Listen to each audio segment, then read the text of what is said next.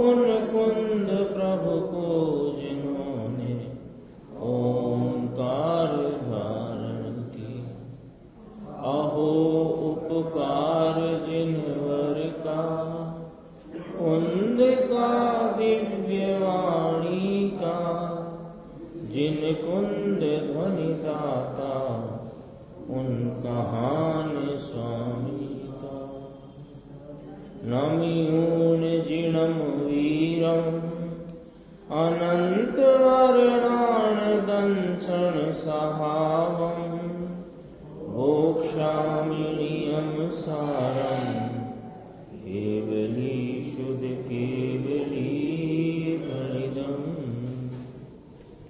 श्री नियम सार जी कर्मागम ग्रंथ है, इसका अजीब अधिकार चलता है। इसकी 26वीं गाथा में जीव का उदाहरण देकर के पुद्गल के स्वरूप की बात कही, पुद्गल की नित्यता की बात कही। कहा कि जैसे शुद्ध निश्चय ने जो कि परम पारिणामिक भाव का आश्रय लेकर वस्तु का कथन करता है, ऐसी भाषा थी ना। निश्चय ने, सहज निश्चय ने जो परम पारिणामिक भाव का आश्रय लेकर वस्तु का कथन करता है, ऐसे निश्चय न से यह आत्मा निगोद से लेकर सिद्ध पर्यंत तक की कोई पर्याय में परिणमित हुआ होने पर भी अपने स्वयं स्वरूप से च्युत नहीं होता, हिलता नहीं, चलित नहीं होता। उसी प्रकार पुद्गल परमाणु भी किसी प्रकार की पर्याय में परिणमित होने पर भी अपने स्वयं स्वरूप से च्युत नहीं होता।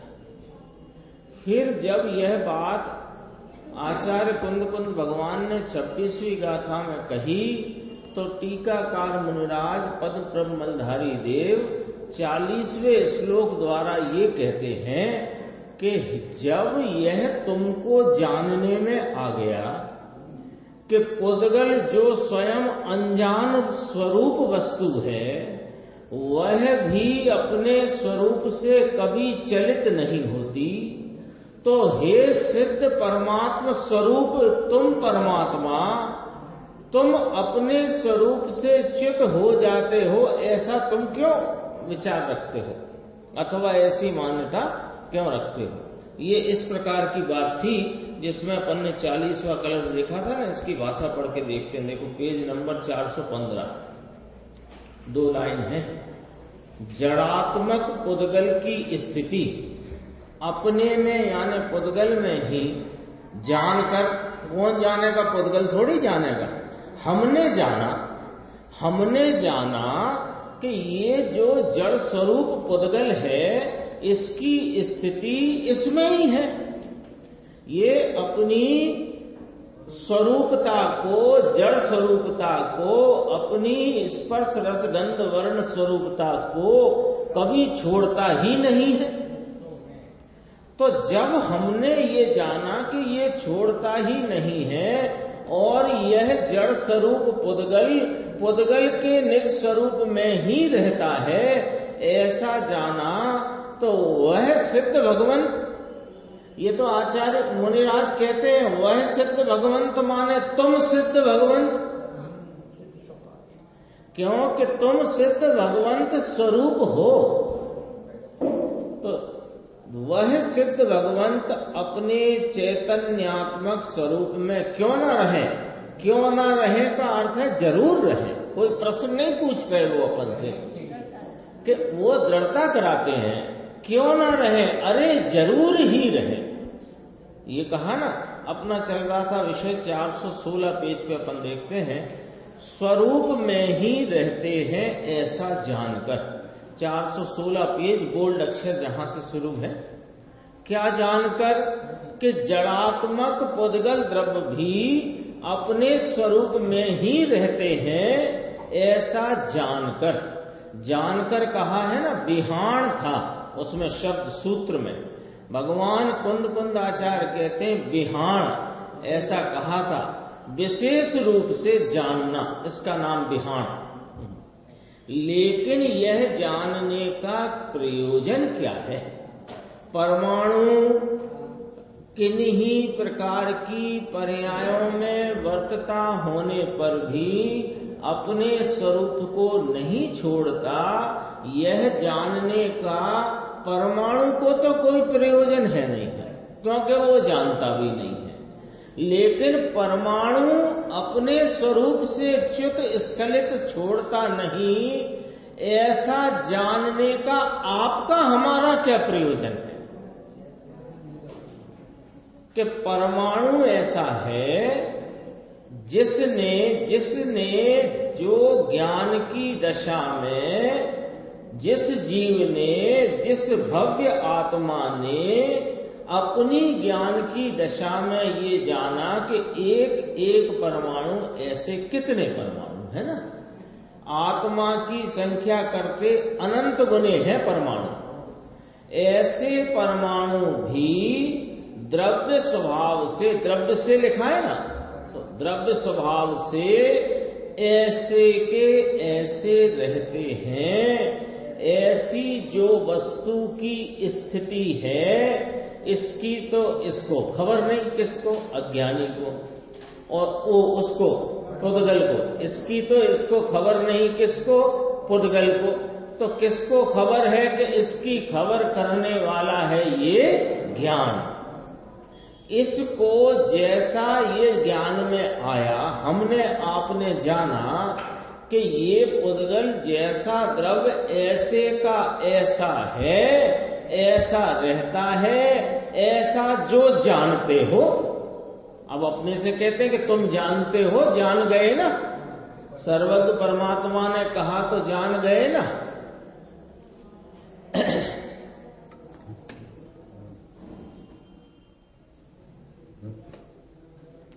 तो कहते हैं कि जब तुम ऐसा जानते हो तो तुम भी ऐसे के ऐसे सहज पारिणामिक भाव से हो, इसमें क्यों नहीं स्थिर होते?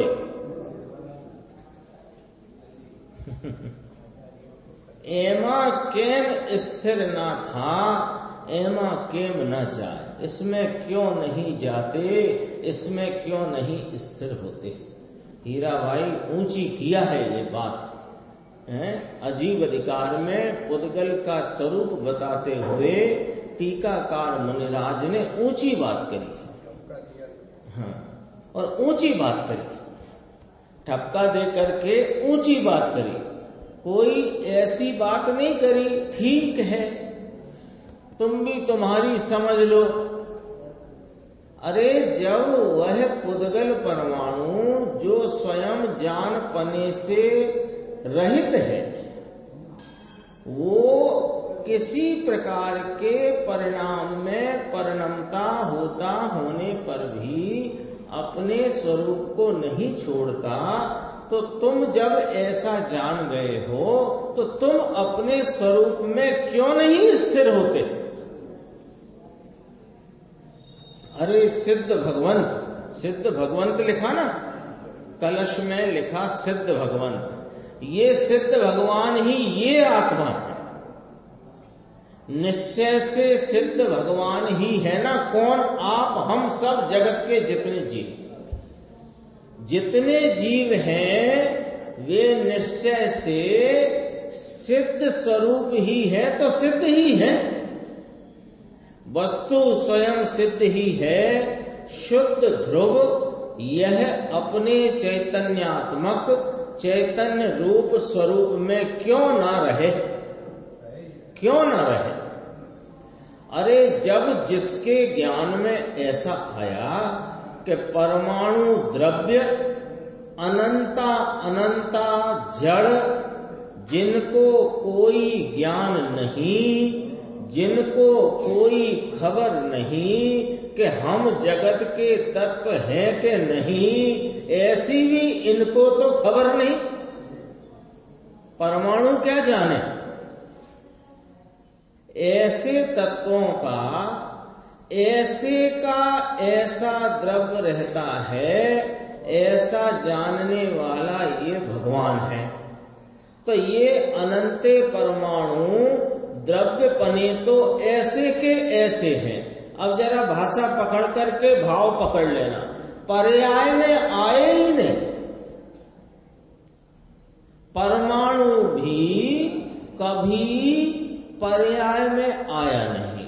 ये कहां से बात चल रही है कि पारिणामिक भाव का आश्रय करने वाला निश्चय नैसे कहने पर, देखने पर, जानने पर वह परमाणु जो यहाँ स्थित हो, चाहे यहाँ स्थित हो, चाहे वृक्ष में स्थित हो, चाहे मलिन पदार्थों में स्थित हो, चाहे बहुत स्वादिष्ट खाद्य पदार्थों में स्थित हो, वह कभी पर्याय में आया ही नहीं। क्यों?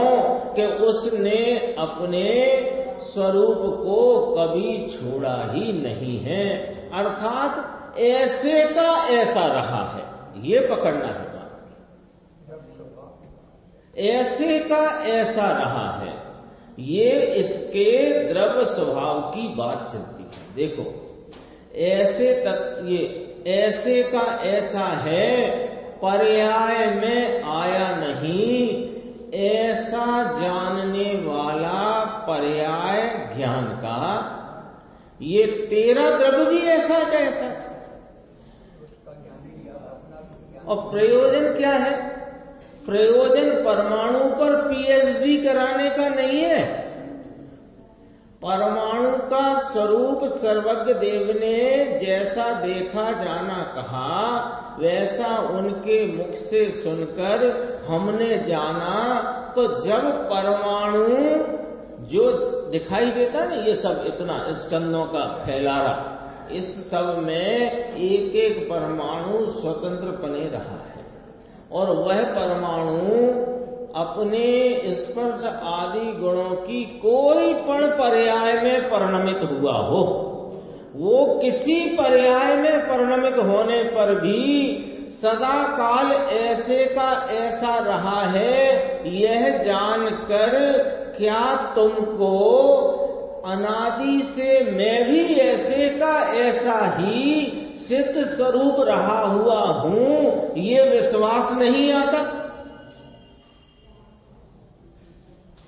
ये इस कलश में कहना चाहते हैं।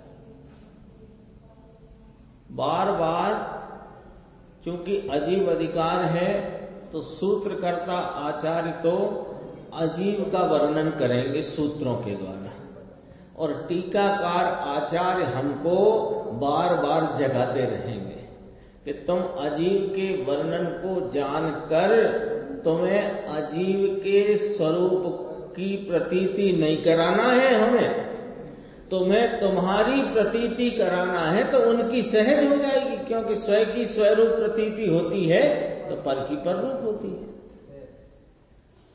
ऐसे जानने वाली पर्याय ज्ञान का यह तेरा द्रव्य भी ऐसे का ऐसा है। बहुत गुरुदेव के शब्द बहुत कीमती आते हैं। ऊपर आया था पर्याय में आया नहीं, पर्याय में आया नहीं तो लोग घबराने लगते हैं। पर्याय में नहीं आया तो पर्याय में कौन आया? अरे पर्याय में उस समय का भाव आया, और जो त्रिकाल रहता है वो नहीं आया। इतनी सी बात समझने में क्या तकलीफ है? उसमें अपन डेढ़ होशियारी या पंडिताई या व्याकरण का कोई विशेष ज्ञान लगाने की जरूरत नहीं है, सीधी सच्ची सी बात है। अब अगली बात गुरुदेव ने उसी के ठीक नीचे लिखा है कि अरे ये तेरा द्रव्य, यह शुद्धात्मा, यह सिद्ध स्वरूप भगवान, ये भी ऐसे का ऐसा है, बाहर नहीं आया। अब कहा बाहर नहीं आया, तो बाहर और भीतर क्या होता है? जो व्यक्तता का भाव है उसे बाहर कहते हैं, और जो व्यक्तता के भाव में रहा होने पर भी ऐसे का ऐसा रहता है उसे भीतर कहते हैं, अंदर कहते हैं, अंतरंग कहते हैं। क्या?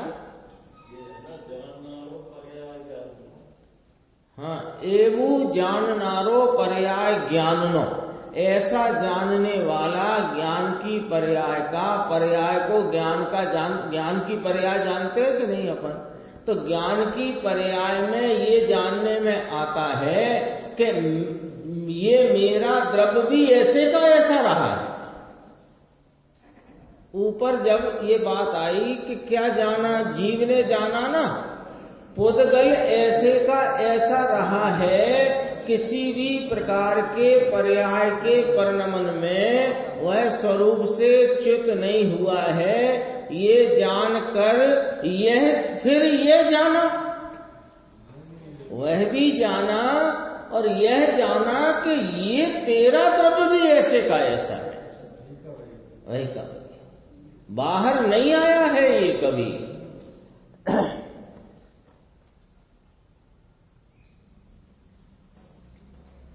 ऐसा जानने वाला ये था, बाहर आया नहीं, ऐसा स्वरूप तरफ निर्णय करके, ऐसा मेरा स्वरूप है, ऐसा निर्णय करके क्यों नहीं ठहरते? अपने स्वरूप में क्यों नहीं ठहरते? ये उपयोग को अपने स्वरूप में न जोड़ करके इधर उधर क्यों भटकाते? ऐसा कहते हैं। आगे ये हो ही गया कलश 27 नंबर गाथा है, बीच में ये कुछ श्वेतांबर के सूत्र की चर्चा है। अपन इधर चलते हैं गाथा नंबर 27 पर। ए रस रूपम गंधम दो फासम तम हवे सहाव गुणम विहाव गुणमदि फणिदम जिन समय सब पयत्तम स्पर्श रस रूप गंध एक स्वभाव गुणमय तेय छे जिन समय माहि विभाव गुण सर्वाक्ष प्रगट कहेल छे। इसकी टीका में जो ऊपर की लाइन है वो उत्थानिका है। इसका अर्थ कि यह स्वभाव पुद्गल के स्वरूप का कथन है। पहले तो पिछली गाथा में ये कहा कि ये अपने स्वभाव से कभी चलित नहीं होता, च्युत नहीं होता। अब इसके स्वभाव का क्या स्वरूप है ये यहां पर कहा जा रहा है। देखो, जो एक रस वाला, एक वर्ण वाला, एक गंध वाला और दो स्पर्श वाला होता है, वह स्वभाव गुण वाला है। विभाव गुण वाले को जिन समय में, जिन समय माने जिनेन्द्र परमात्मा के कहे हुए शास्त्र में, आगम में, नीचे फुटनोट है देखो, समय माने सिद्धांत अथवा शास्त्र अथवा कहो शासन अथवा दर्शन कहो अथवा जिन कहो। तो जैसे जिन समय लिखा है ना, तो नीचे अपन ऐसे इसको जोड़ सकते हैं, जिन सिद्धांत या जिन शास्त्र या जिन शासन या जिन दर्शन या जिन मत। इसमें विभाव गुण वाले को सर्व प्रगट माने इंद्रिय, सर्व इंद्रियों से ग्राह्य है, ऐसा कहा है। हाँ, वो विभाव गुण वाला पुद्गल है। ये पहले कहा था कि परमाणु इंद्रियातीत है और अविभागी है, इंद्रिय ज्ञान गम्य नहीं है, और पुद्गल का वह ऐसा वो द्रव्य, पुद्गल द्रव्य जिसका कोई दूसरा भाग नहीं हो सकता। ये बात आ चुकी है पीछे की गाथाओं में। अब कहते हैं कि ये जो परमाणु है ये स्वभाव गुण वाला है। तो अब यहां नीचे अपन ने उत्थानिका में क्या पढ़ा था कि पुद्गल या परमाणु का कथन कर रहे हैं, ये वाली बात नहीं करी। यहां लिखा स्वभाव पुद्गल के स्वरूप का कथन है, ऐसा लिखा ना। तो स्वभाव पुद्गल के स्वरूप का कथन है ऐसा लिखा, तो स्वभाव पुद्गल कौन और विभाव पुद्गल कौन, ये बात सामने आ गई। स्वभाव पुद्गल माने परमाणु, स्वतंत्र रहा हुआ परमाणु। तो वो परमाणु जो रहा हुआ है वो एक रस वाला, एक वर्ण वाला, एक गंध वाला, दो स्पर्श वाला होता है। यानी उसके परमाणु की व्यक्तता के भाव में एक रस का भाव, एक वर्ण का भाव, एक गंध का भाव और दो स्पर्श के भाव व्यक्त होते हैं प्रत्येक परमाणु में प्रत्येक समय। आएगा उसमें अभी आ जाएगा। दो आने, ठंडा चिकना, ठंडा वो ठंडा गरम, रूखा चिकना। ठंडा गरम में से एक ले, रूखा चिकना में से एक ले, तो दो स्पर्श हो गए ना। अभी तो उसमें और बारीक माने थोड़ी समझने की बात आएगी। देखो, और विभाव गुण वाले वे सर्व इंद्रियों से ग्राह्य पुद्गल कहे गए हैं। जो स्कंद हैं वे स्कंद पुद्गल हैं, विभाव गुण रूप परिणमित हैं, लेकिन उसमें प्रत्येक स्कंद में एक एक परमाणु जुदा जुदा अपने स्वभाव से रहा हुआ है।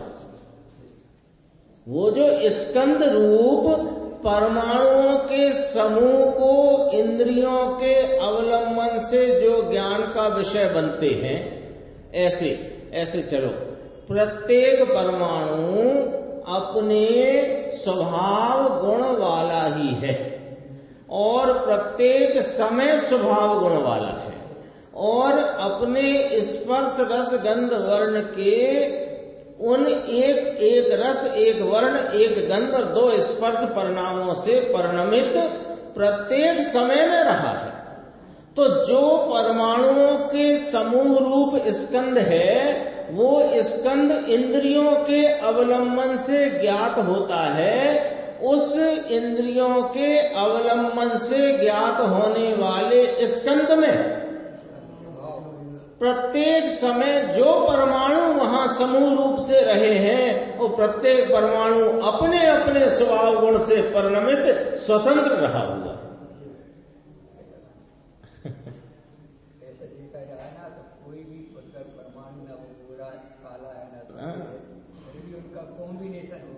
हाँ, बस लेकिन एक वर्ण है उसका, 5 वर्ण गिनाए हैं ना, सफेद, काला, लाल, पीला और नीला, 5 वर्ण है।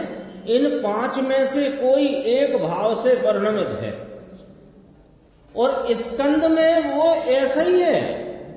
कोई इसको इस बात पर अपन इसलिए थोड़ा सा समय खर्च कर रहे हैं कि कोई सोचे कि जब परमाणु स्कंद से छुट्टा पड़ता है तब स्वभाव गुण वाला होता है और जब उसमें मिल जाता है तो विभाव गुण वाला होता है। ये वाली बात नहीं है।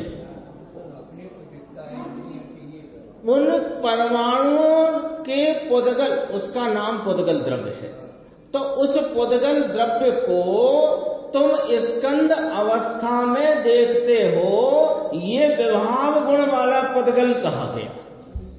लेकिन वहां भी प्रत्येक परमाणु अपने स्वभाव गुण परिणमन से रहा हुआ स्वतंत्र स्वतंत्र स्वतंत्र है।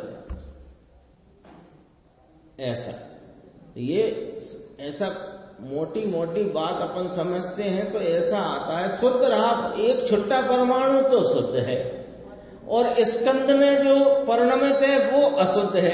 अरे परमाणु कभी अशुद्ध नहीं है। परमाणुओं के समूह में जो स्कंद अवस्था हुई है उसको विभाव गुण रूप परिणमन कहा गया। थोड़ा ऐसा समझना इस बात को, नहीं तो ऐसे ही कहते हैं ना, छुट्टा परमाणु शुद्ध है, स्कंद में अशुद्ध। परमाणु कभी अशुद्ध नहीं है। देखो इसमें आएगी ये चर्चा टीका, यह स्वभाव पुद्गल के स्वरूप का कथन है। तीखा, कड़वा, कसैला, खट्टा, मीठा, ये 5 रसों में से एक रस, ठीक है। सफेद, पीला, नीला, लाल और काला, ये 5 वर्णों में से एक वर्ण। सुगंध और दुर्गंध में की एक गंध। अब देखना, कठोर, कोमल, भारी, हल्का, शीत, उष्ण, चिकना, रूखा, कितने गिनाए?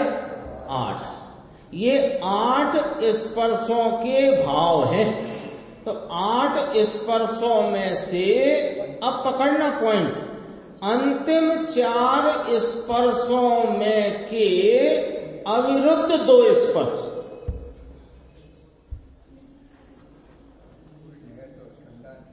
कठिन नहीं है, अब यहां सरल होगी बात, लंबा है वाक्य।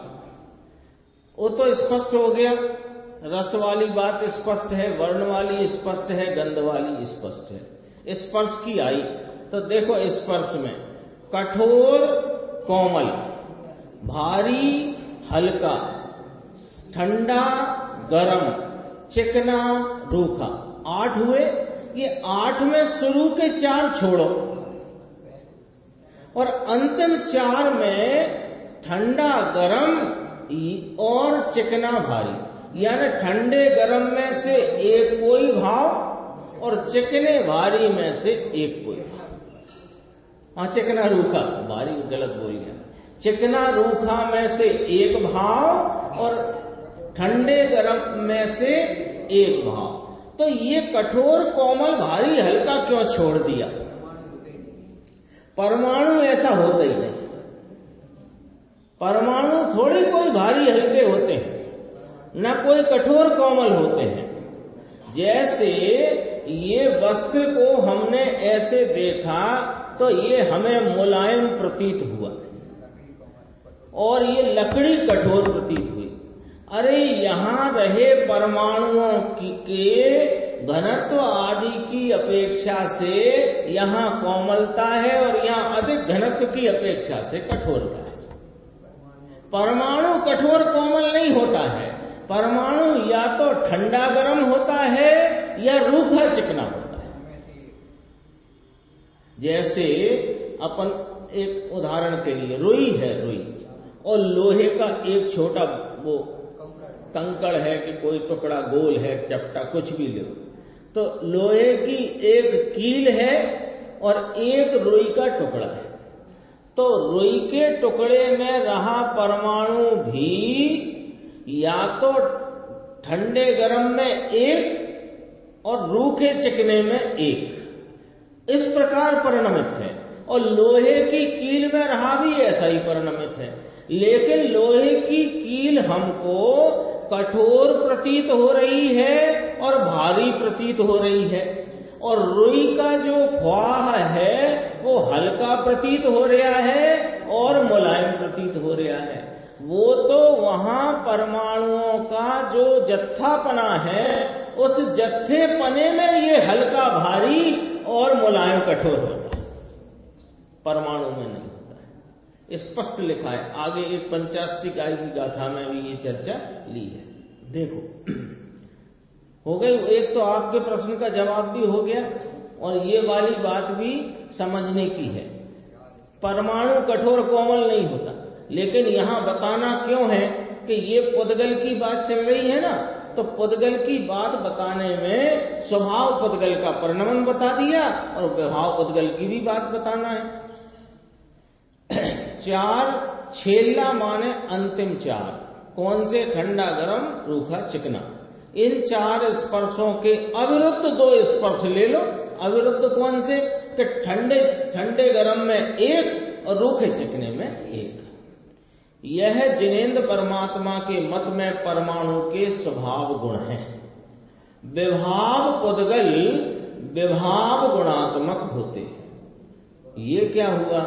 विभाव पुद्गल यानी जो पुद्गल परमाणुओं का जत्था रूप स्कंद का भाव परिणमन, उसका नाम विभाव पुद्गल, और उसको विभाव गुणात्मक कहकर क्या कहना है कि उनका ये जो जत्था रूप परिणमन है ये विभाव परिणमन है।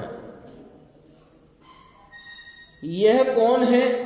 ये कौन है ऐसे विभाव गुणात्मक पुद्गल के द्वि अणुकादि स्कंद रूप विभाव पुद्गल के विभाव गुण सकल इंद्रिय समूह द्वारा ग्राह्य नाम जानने के योग्य हैं, ऐसा इस गाथा का अर्थ है। द्वि अणुकादि स्कंद माने दो अणु से लेकर के अनंत परमाणुओं का जो बना हुआ स्कंद है वह विभाव पुद्गल है। इसमें नीचे ही लिखा है, पढ़ सकते हैं। ये सकल इंद्रिय समूह द्वारा जानने के योग्य है, यानी वो परमाणु इंद्रियातीत है और ये इंद्रिय गम्य है। ठीक है, इस प्रकार इस गाथा का अर्थ है। अब देखो पंचास्ती काय की एक और सूत्र 81 नंबर का यहां टीकाकार मुनिराज उद्धृत करके अपने को बताते हैं। इस प्रकार श्रीमद् भगवत कुंज कुंदाचार्य देव प्रणीत श्री पंचास्ती काय समय में 81वीं गाथा द्वारा कहा गया है कि एक रस वाला, एक वर्ण वाला, एक गंध वाला, दो स्पर्श वाला वह परमाणु शब्द का कारण है और स्वयं अशब्द है। इसमें क्या बात आ गई? शब्द नाम का गुण कोई परमाणु पुद्गल में होता ही नहीं। शब्द नाम का गुण नहीं होता उसमें, तो स्वयं अशब्द है। ये जो वार्तालाप चल रहा है, ये जो वाणी का यहाँ परिणमन हो रहा है, ये शब्द रूप है, ये आत्मा का है कि पुद्गल का है? तो पुद्गल का, लेकिन पुद्गल में कोई गुण नहीं कि शब्द रूप परिणमन करे। लेकिन ये परमाणु जो है अपने रस वर्ण गंध स्पर्श आदि गुणों से परिणमता हुआ शब्द के शब्द रूप स्कंद की रचना में कारण होता है। भाषा वर्गणा है ना, तो स्कंद हुआ ना, तो ऐसे शब्द रूप स्कंद की रचना का कारण होता है और परमाणु अशब्द है।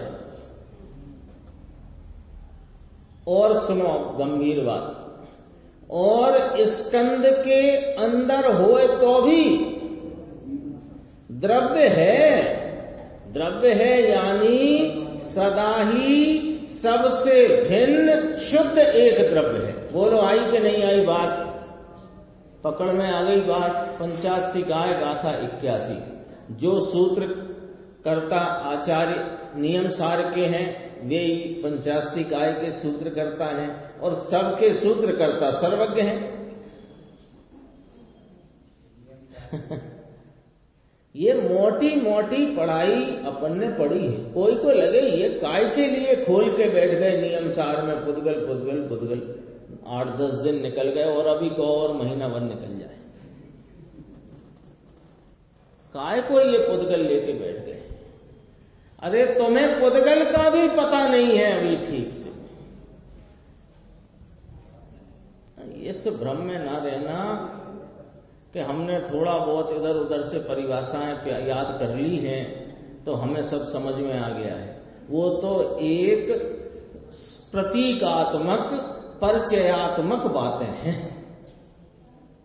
परमाणु शुद्ध है तो हमने भी यही सुना शुरू में, जब ये सब चीजों का अभ्यास नहीं, अपन ने सुना नहीं पढ़ा नहीं, तो हम भी यही समझते थे कि छोटा परमाणु शुद्ध है और स्कंद में रहा सो अशुद्ध है।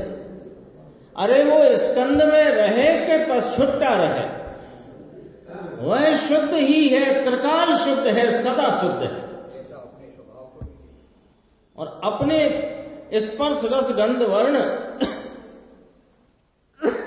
इन भावों से परिणमित है।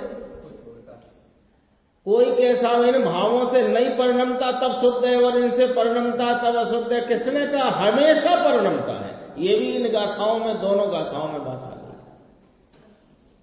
तो ये नक्की होता है कि नहीं होता अपने को कि स्कंद में यहां ये जो है टेबल लकड़ी, इसमें रहा ये लकड़ी रूप परिणमन, विभाव परिणमन है पुद्गल का, लेकिन लकड़ी में रहा प्रत्येक परमाणु प्रत्येक काल में शुद्ध रूप से मौजूद है।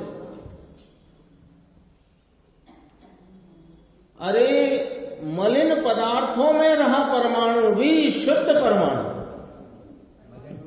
मलिन रूप होता नहीं। उसकी जो पर्याय है वो एक दुर्गंध वाली हो, ऐसे उसमें कोई रस का, कोई वर्ण का, कोई अलग अलग भाव है, तो वो सब उसका स्वाभाविक परिणमन है। दुर्गंध भी पुद्गल का स्वभाव परिणमन है।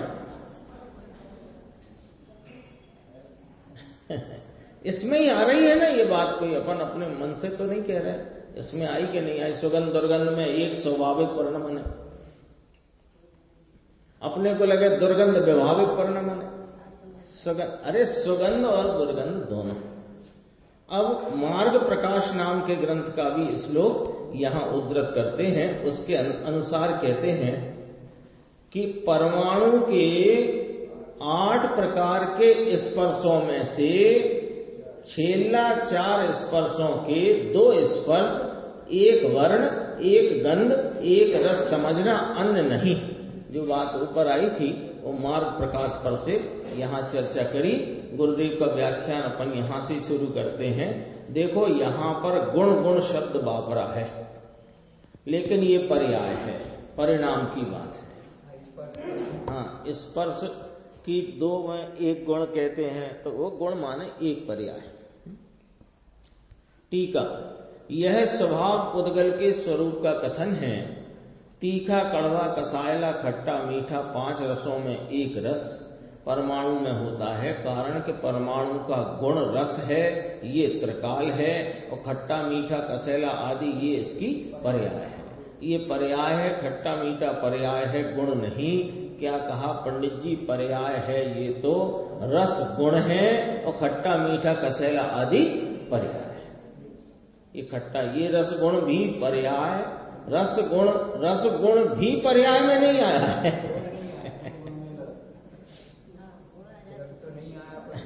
गुण भी नहीं आया। धोला, पीला, लीला, राता, ये सब कही बात है ना। ये 5 वर्णों में 1 वर्ण, तो वो सब बात हो गई। अपन थोड़ा इधर देखते हैं, देखो आगे चल के इसी में लेना। ये सुगंध और दुर्गंध की में से 1 गंध, सुगंध दुर्गंध तो पर्याय है, गंध नाम का गुण त्रिकाल है।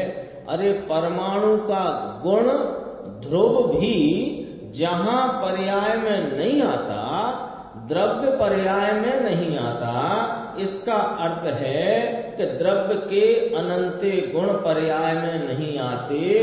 अरे वीतराग के कथन वीतराग भाव की प्रसिद्धि करते हैं। भगवान चाहे जिस पर्याय पने तेरी दशा हो, इसको ना देखो। तेरा तत्व त्रिकाल ये पर्याय में आया नहीं, तो जो पर्याय में आया नहीं, अपना जो परम तत्व त्रिकाल उसको देखो। देखो आया ना 14 मार्गणा में, वो जो अपने 50 से 55 गाथा चली, तो ये मार्गणा में इसको मत देखो। ये मार्गणा की बात क्यों कही? मार्गणा कहते ही उसे हैं कि मारना किसको कहा? जहां जीव को खोजा जाता है, जीव को देखने के खोजने के स्थान वे मारना स्थान कहे, लेकिन वह सारी व्यवहार व्यवस्था है। तो उस व्यवहार व्यवस्था का अर्थ ऐसा है नहीं। तो जीव को भाई मार्गणाओं में मत खोजो। जीव तो त्रिकाल अपने ज्ञान दर्शन सुख चारित्र वीर स्वभाव से ऐसे का ऐसा अच्युत पने अस्खलित पने परिपूर्ण बने रहा हुआ है, वहां देखो। इससे सरल उपाय क्या हुआ? यहां मत देखो, वहां देखो, इतनी सी बात कहते। मारना ये जीव द्रव्य में नहीं। और देखो, तुम भव्य अभव्य हो ऐसा न देखो। तो मुमुक्षु ने कहा द्रव्य, तो द्रव्य को देखा इसलिए खलास हो गया, सब बात खलास। 14 मारना में आता ना, गति जाति मारना, लिंग आदि मारना, ये सब है ना, ये जीव में नहीं ऐसा आएगा। जीव अधिकार में, जीव में नहीं, तब ये जीव नहीं कि ना ये जीव नहीं। ये पर्याय जीव, ये व्यवहार जीव है, इसलिए ये जीव नहीं। व्यवहार से तो है ना, तो व्यवहार से तो है ना, तो इसका अर्थ क्या कि है नहीं। हम आपसे झूठ बोलते हैं कि ये चश्मा आपका है, ऐसा हम बोलते हैं। हम झूठ बोलते हैं चश्मा आपका है, इसका मतलब आपका नहीं है। अपने आप सिद्ध हुआ कि नहीं? फिर नीचे लिया देखो, भारी बात भाई, केवल ज्ञान में जीव नहीं आया। एक अंश में, पर्याय अंश में पूरा अंश ही नहीं आता। देखो क्या शब्द डाला, इसमें समाता नहीं है। एमा न समाए, ये क्या कहते हो साहब? अब जरा क्षेत्र से सोचो। अपन तो सब विचार करके चलते हैं। गुरुदेव का कोई शब्द आया है तो कीमती होता है, उसकी कीमत करते हैं। कीमत कैसे निकलेगी? कि विचार करेंगे। एक अंश पर्याय का उसमें पूरा अंश ही नहीं आता। क्यों नहीं आता? देखो साहब, जो पर्याय है वो पूरे इसके असंख्यात प्रदेशी क्षेत्र में परिणमी के नहीं परिणमी, और ये द्रव्य भी अपने असंख्यात प्रदेश क्षेत्र में है कि नहीं है। तो असंख्यात प्रदेश क्षेत्र का ही द्रव्य विस्तार वाला है, और असंख्यात प्रदेश क्षेत्र में ही पर्याय उसी विस्तार में परिणमी है। क्यों नहीं समाएगा साहब? अरे क्षेत्र की अपेक्षा नहीं, जरा भाव की अपेक्षा और काल की अपेक्षा विचार करो। पर्याय एक समयवर्ती अंश है, एक समय में उपज करके नष्ट हो जाता है। तो एक समयवर्ती पर्याय अंश में त्रिकालवर्ती कैसे समाए? इसमें नहीं समाता। दूसरा, एक समय का जो पर्याय का भाव है, ये अंश रूप भाव है, और ये त्रिकाल परिपूर्ण भाव है। ये बेहद भाव है, वो मर्यादित भाव है, तो उसमें कैसे वो समाएगा? इसलिए गुरुदेव कहते हैं इसमें नहीं समाता। ज्ञान और आनंद गुण का तत्व सत्व प्रभु इसकी पर्याय में आता नहीं। ऐसे ये परमाणु ऐसे रस में आते नहीं, पर्याय में हैं। ये सब बात इसमें ली गई है। आगे फिर वही लिया है, तो ये स्कंदादि विभाव पुद्गल की बात। इसमें अपन सिर्फ एक 423 पेज पर चल के थोड़ी सी एक चर्चा है वो देख लेते हैं, बस तो ये पूरा हो जाता है। 2 मिनट लगेंगे। 423 पर, 3 लोक के नाथ तीर्थंकर सर्वज्ञ हों, समो शरण में विराजते हों, 100 इंद्र पूजते हों, इनकी भी भक्ति, इनकी श्रद्धा, इनके सन्मुख का ज्ञान, यह सब पराधीन है और राग है। पहले तो सर्वज्ञ के समोशरण की चर्चा कह दी, 100 इंद्र पूजते हैं, फिर भी उनकी भक्ति, उनकी श्रद्धा माने उनकी श्रद्धा का राग, इनकी सन्मुखता वाला जो वर्तता ज्ञान, ये सब पराधीन है। 3 चीजें ली हैं, देख लो। भक्ति, ये उनके प्रति भक्ति बहुमान का राग, श्रद्धा का राग, और उनको जानता बहिर्मुख ज्ञान, ये सब पराधीन है और राग रूप भाव है।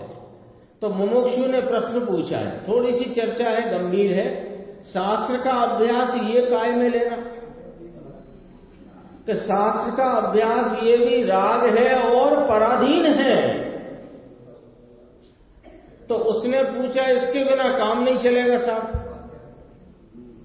ये एक मजबूरी का खुद ही बैसाखी इसने पकड़ लिए अपने आप। ये इधर उधर भटक रहा था क्रिया कांड में, तो इससे कहा कि भैया तत्व ज्ञान कर, थोड़ा शास्त्र अभ्यास कर, तत्व का स्वरूप समझ। तो इसने इसकी बैसाखी पकड़ ली। बैसाखी पकड़ाने नहीं कहा था, बल्कि तत्व ज्ञान समझकर स्वाधीन पने परिणमना इसके लिए कहा था। तो इसने ये कहा कि सास का इसके बिना काम नहीं चलेगा। तो गुरुदेव का जवाब देखना, गंभीरता देखो ज्ञानियों के जवाब की, उसमें कितना वजन आता है। देखो, इसके बिना ही चलने की बात यहां है। यहां यही बात है, इसके बिना चलने की ही बात है कि शास्त्र के अभ्यास के बिना ही चलता है आत्मा का अनुभव रूप भाव। शास्त्र भी कहते हैं मेरे से तेरा अनुभव नहीं होएगा। दुनिया को सत हाथ ही आया नहीं, बसंती लाल जी कैसा मार्ग है। मार्ग को अभी तो सुना नहीं है, और जाने के भक्ति करते हैं भगवान की और गुरु की भक्ति करते हैं, और आत्मा का कल्याण हो जाएगा। धूल में भी होगा नहीं, कल्याण नहीं होएगा तो गति एक भव नहीं घटेगा मिटेगा। तो फिर पूछा उसने, साधन नहीं है साहब ये शास्त्र अभ्यास। आपने देखो क्रियाकांड वगैरह की बात करी थी, तो हमने वो बात हमें समझ में आ गई कि जड़ की क्रिया से तो नहीं होता। फिर आपने कहा कि तत्व ज्ञान करो, तत्व ज्ञान के बिना आपको पता ही नहीं लगेगा कि तुम हो कौन और ये कौन, इसलिए तत्व ज्ञान करने की कही। तो अब इसे तो साधन बनाने दो। भव के नाश का ये उपाय ही नहीं है, समझ लेना। निर्देश भाई एकदम कान खोल के सुनना, शास्त्र का अभ्यास करते रहना भव के नाश का उपाय ही नहीं है। शास्त्र के अभ्यास द्वारा स्वरूप के प्रति का अभ्यास करे तो भव के नाश का उपाय है। शास्त्र जहां बताते हैं वहां जाओ, उंगली पकड़ के क्यों लटक जाते हो? वो बोर्ड लगा रहता है, इधर जाइए, अब बोर्ड को पकड़ लो, उधर मत जाओ जहां वो बोर्ड कह रहा है इधर जाइए। तब तो मालूम है कि दाल बाफले वहां बने, तुरंत चल देता है। परम पारणामिक भाव की विवक्षा का आश्रय करने वाला निश्चय से भगवान की गुरुदेव ने 26 से 29 गाथाएं दोबारा एक प्रवचन में ली हैं, उसमें ये चर्चा आई थी। अरे अनित्य निगोद की पर्यायों से भिन्न है 26वीं गाथा का आ गया। अब दूसरी बात अपनी आगे की चलेगी, अपन आगे की स्वाध्याय में आगे का भाव लेंगे।